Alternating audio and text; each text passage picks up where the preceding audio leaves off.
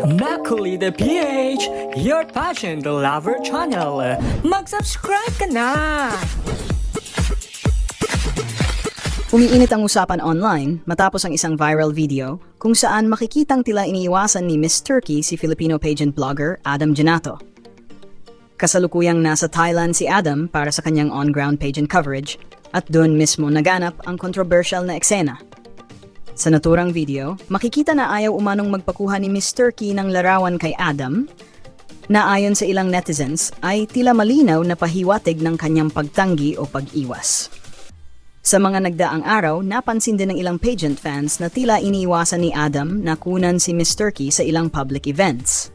Dahil dito, hati ang opinyon ng mga netizens. May mga pumupuna sa naging reaksyon ni Miss Turkey, habang ang iba naman ay pumupuri kay Adam sa pananatiling profesional sa gitna ng issue.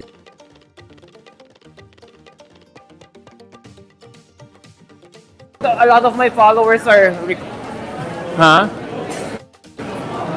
You're always? Yes.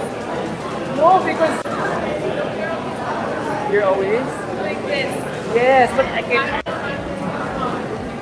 No, there's no reason. It's just that... Yeah, but it just so happened that, you know...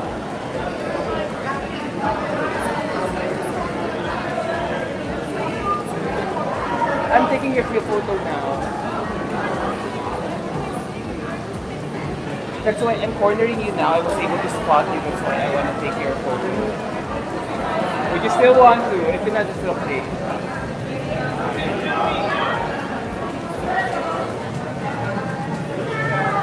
Nagalit na sa akin si Turkey, hayaan mo na. So first time mo nakaka-high pony ngayon! Totoo ba?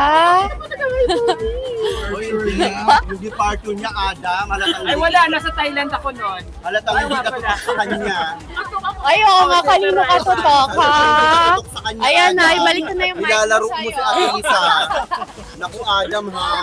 Pero yung pacing, di ba, from arrival to ano. So, Baklang matanda na talaga ako. Signs of age. Hindi, may paborito ka lang iba.